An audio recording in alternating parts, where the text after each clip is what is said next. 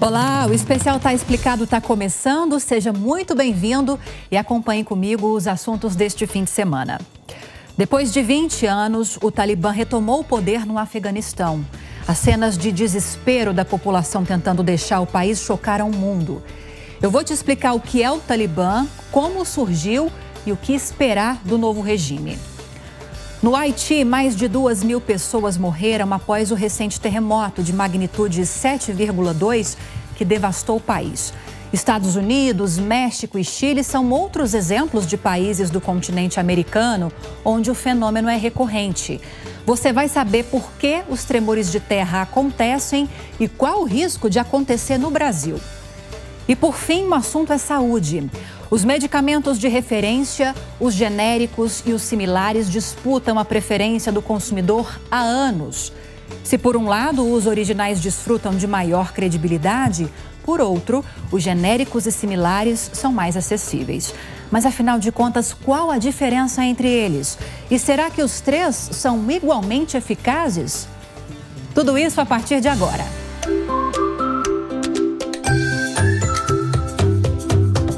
Tá explicado. O Talibã é um movimento fundamentalista islâmico criado em 1994. Em sua origem, o grupo era formado por combatentes que lutaram contra a ocupação da União Soviética no Afeganistão na década de 80 e refugiados afegãos que estudavam em escolas islâmicas paquistanesas, as quais defendiam ideias restritivas e rigorosas. Não à toa, o termo Talibã significa estudantes na língua local. Em 96, o grupo assumiu o governo do Afeganistão, impondo a visão fundamentalista do Islã. As execuções públicas eram comuns, os homens eram proibidos de tirar a barba, as mulheres não podiam trabalhar nem estudar e eram obrigadas a usar burcas. Com a ocupação do Afeganistão pelas tropas militares dos Estados Unidos em 2001, o grupo foi retirado do poder. Na época, o Talibã era acusado de abrigar facções terroristas, como a Al-Qaeda, que foi a responsável pelos ataques de 11 de setembro. Com a presença americana, os afegãos viram a construção de um governo democrático. Mas, por outro lado, calcula-se que em torno de 50 mil civis afegãos morreram em conflitos internos ao longo das 2 décadas. Com a retirada das tropas americanas em agosto deste ano, o Talibã retomou o poder. As cenas de desespero da população tentando fugir do país chocaram o mundo. Líderes do grupo prometeram respeitar os direitos das mulheres e que não haverá retaliação. Porém, já há registros de repressão violenta a manifestações contra os extremistas. A professora Arlene Clemecha, do Departamento de Letras Orientais da USP, explica que ainda é difícil saber como o regime vai atuar. O grupo que agora é governo está tentando se colocar como governo, né? Colocar-se dentro da comunidade internacional. Portanto, ele está emitindo essas declarações de apaziguamento, de tentando acalmar a população, dizer não vamos operar de maneira impositiva, autoritária, direitos das mulheres vão ser resguardados. Mas a frase continua: serão resguardados segundo a lei islâmica. E nas grandes cidades existe uma população crescida e formada sob um governo democrático, ou pelo menos em grande medida. E ele vai ter que lidar com isso. Então, ele sabe que vai ser mais difícil hoje do que 20 anos atrás impor-se, enquanto palavra final, a sua visão restritiva e fundamentalista do Islã. Tá explicado. Os terremotos, também chamados de tremores de terra ou abalos sísmicos, são fenômenos naturais resultantes de processos geológicos que ocorrem tanto na superfície como no interior da Terra. Os tremores causados por eventos externos, chamados de atectônicos, são mais raros e podem ser desencadeados, por exemplo, pelo impacto do desabamento de grandes camadas de montanhas. Já os terremotos provocados por eventos tectônicos, ou seja, processos que ocorrem no interior da Terra, são mais comuns e podem estar relacionados a falhas geológicas e principalmente à movimentação das placas tectônicas, que são os grandes blocos de rochas que compõem a crosta terrestre e que sustentam continentes e oceanos. Quando placas próximas se movimentam em sentido contrário, o choque entre elas acaba pressionando a rocha, que com o tempo pode se romper no interior da Terra. Dependendo da intensidade da ruptura, as vibrações são sentidas na superfície, que são os terremotos. É por isso que países localizados no encontro entre placas tectônicas, como Japão, Indonésia e toda a costa oeste das Américas, são mais vulneráveis a atividades sísmicas de grande intensidade.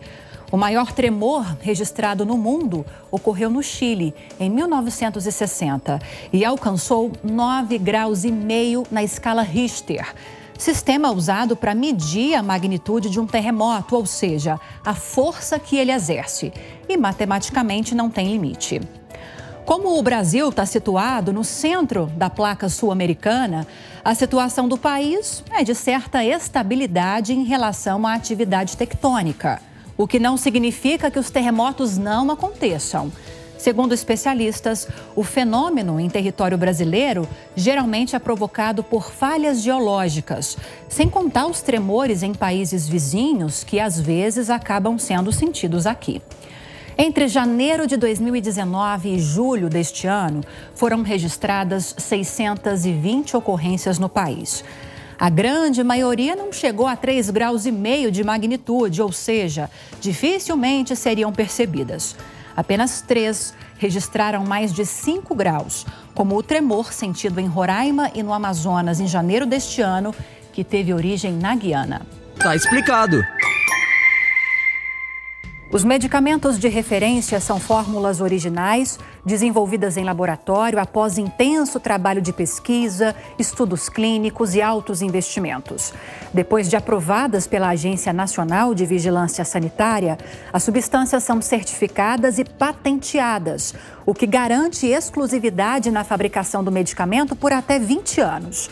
Porém, em casos de interesse público, a patente pode ser quebrada antes disso e outros laboratórios passam a ter acesso à fórmula. E é aí que surgem os genéricos e similares, fabricados com o mesmo princípio ativo dos originais. Tanto um como o outro precisa passar pela aprovação da Anvisa.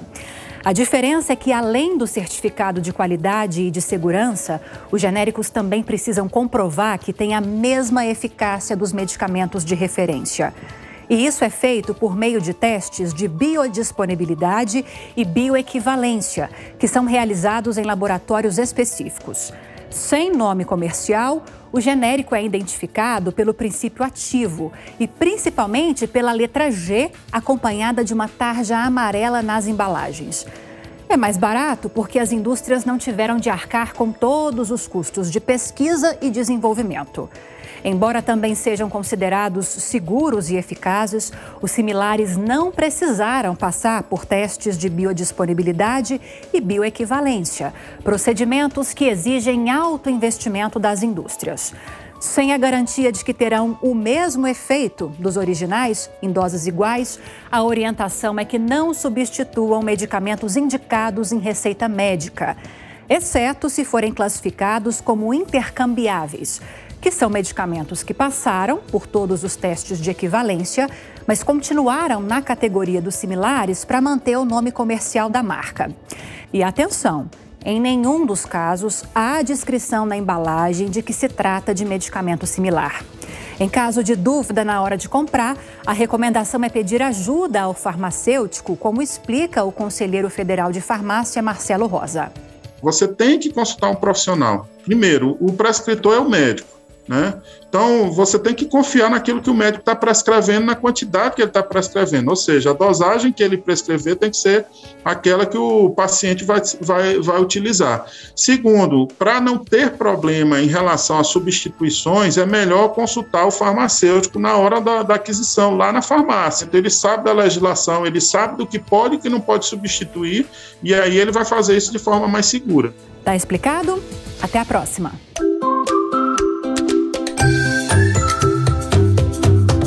Tá explicado.